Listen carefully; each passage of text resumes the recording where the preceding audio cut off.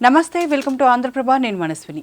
AP CM Chandrababu అధికారులు, మంత్రుల తీరుపై అసహనం వ్యక్తం చేశారు.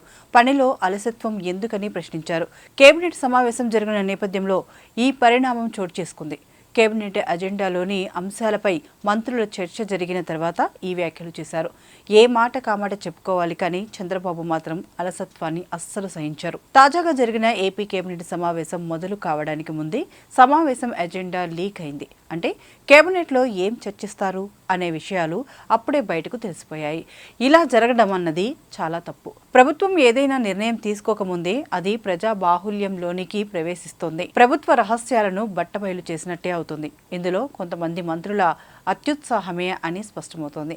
ఆయా మంత్రులు కావాలనే వీటిని లీక్ చేయడం, సెన్సేషన్ కోసం ఇలాంటి పనులు చేయడం వల్ల ప్రభుత్వానికి చెడ్డ పేరు వస్తుంది.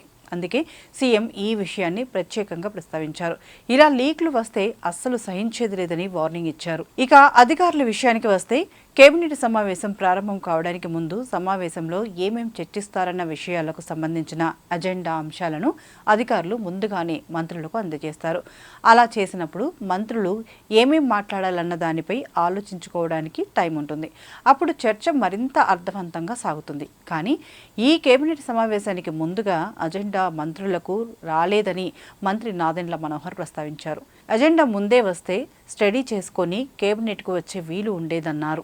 దీంతో కార్యదర్శులు పనితీరుపై ముఖ్యమంత్రి అసంతృప్తి వ్యక్తం చేశారు. వ్యవస్థలు రాను రాను మరింత ఉపయోగపడాల్సింది పోయి క్లిష్టంగా మారుతున్నాయంటూ అధికారుల తీరును ముఖ్యమంత్రి తప్పుబట్టారు.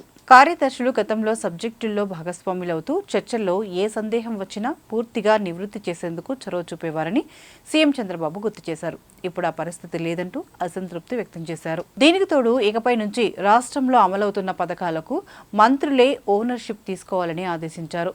జలధార, సూర్యఘర్, పీఎం కుసుమ్, పట్టాదారు పాస్ పుస్తకాల పంపిణీ, స్వచ్ఛాంధ్ర కార్యక్రమాలను మంత్రులు ఓనర్షిప్ తీసుకోవాలని దిశానిర్దేశం చేశారు. ప్రతి మంత్రి పట్టాదారు పాస్ పుస్తకాల పంపిణీకి సంబంధించి 4 కార్యక్రమాల్లో అయినా పాల్గొనాలని ఆదేశించారు. కూటమి ఎమ్మెల్యేలు ఇదే అనుసరించాలన్నారు. జలధారకు ఉపాధి హామీ నిధులు అనుసంధానం అయ్యేలా పనులు చేపట్టాలని సీఎం నిర్దేశించారు. సూర్యఘర్, పీఎం కుసుమ్ కింద వీలైనన్ని ఎక్కువ కనెక్షన్లు ఇచ్చేలా కార్యాచరణ ఉండాలన్నారు. గ్రామాలను శుభ్రంగా ఉంచుకుంటూ వ్యాధుల నివారణకు కృషి చేసేలా స్వచ్ఛాంధ్ర కార్యక్రమాలు చేపట్టాలని ముఖ్యమంత్రి చంద్రబాబు నాయుడు ఆదేశాలు జారీ చేశారు.